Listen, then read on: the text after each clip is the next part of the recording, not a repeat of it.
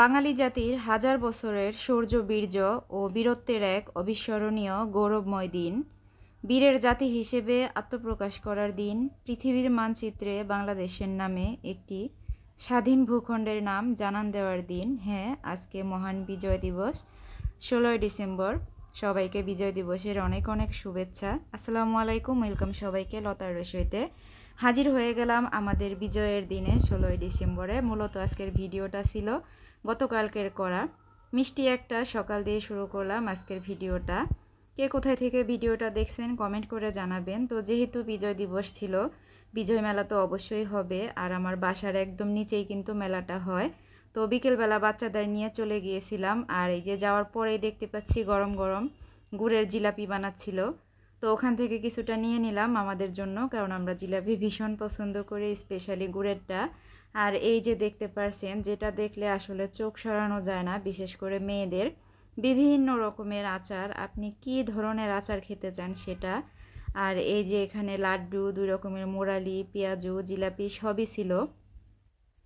তারপরে এছাড়াও ছিল কদমা, আর ওই যে ছোট ছোট কি যেন, ওগুলোর নাম আমি জানি না, আর ছিল মনেক্কা। আর এই যে মোরালিটা দেখতে পারছেন, যেটা গুড়ের, এটা আমার ভীষণ প্রিয়। ওটাই আমার বাচ্চাকে দেখাচ্ছিলাম যে দেখো আমার প্রিয় খাবারটা।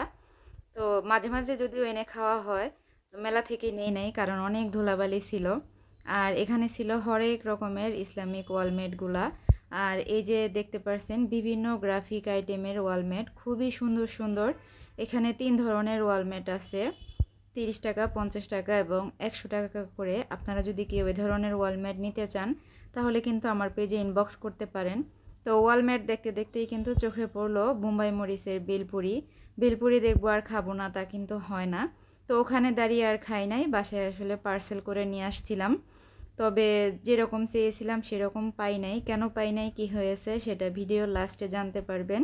ভিডিওটা কন্টিনিউ করেন। আর এই যে দেখতে পারছেন, এগুলাকে ফানুস বলে না কি বলে আমার আসলে জানা নাই। আমার বাচ্চা তো এগুলা দেখে পাগল হয়ে যায় নেওয়ার জন্য। তো একটু ভিতরের দিকে যাচ্ছিলাম, যেখানে কনসার্ট হচ্ছিল। আর ইদানিং কি হয়েছে জানি না, যেখানেই যাই শুধু গাছের দিকে চোখ পড়ে। আর এই যে এই সময়টা হচ্ছে অলমোস্ট 5টা বেজে গিয়েছে, ওই সময় আমি বের হয়ে যাচ্ছিলাম, আর দেখতে পারছেন প্রচুর মানুষ। আর এই সেই লেস ফিতা, 90 দশকের লেস ফিতার কথা কার কার মনে আছে কমেন্ট করে জানাবেন। এখানে সিমের বিসি, বুট, ডাবলি, আরও বিভিন্ন রকমের জিনিস আসলে বেচা কেনা হচ্ছিল।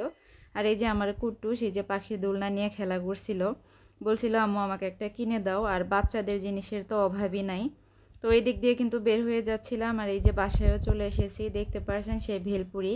কিন্তু দুঃখজনক ব্যাপার কি জানেন, বোম্বাই মরিচ দেখে ভেলপুরি কিনেছি, কিন্তু ভেলপুরিতে একটাও বোম্বাই মরিচ উনি দেয় নাই, মানে কাঁচা মরিচেরই দেখা নাই তেমন 2-1টা। তো যাই হোক, একে একে সব বের করে নিয়েছি খাওয়ার জন্য। আর এই যে দেখতে পারছেন আচারটা ওরা ইনস্ট্যান্ট বানিয়ে দেয়, এত মজা ছিল।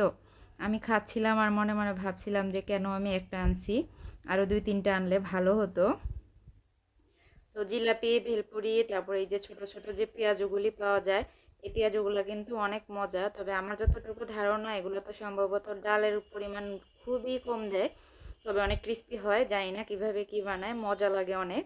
আর এই যে কয়েকটা ওয়ালম্যাটও এনেছিলাম, এগুলোর পিছনে হচ্ছে এরকম স্কচ টেপ লাগানো থাকে, জাস্ট ওয়ালে সেটিং করা যায়। তো বিজয় দিবসের মেলাটা কেমন লাগলো জানাবেন কমেন্ট করে। সবাই ভালো থাকবেন, আল্লাহ হাফেজ।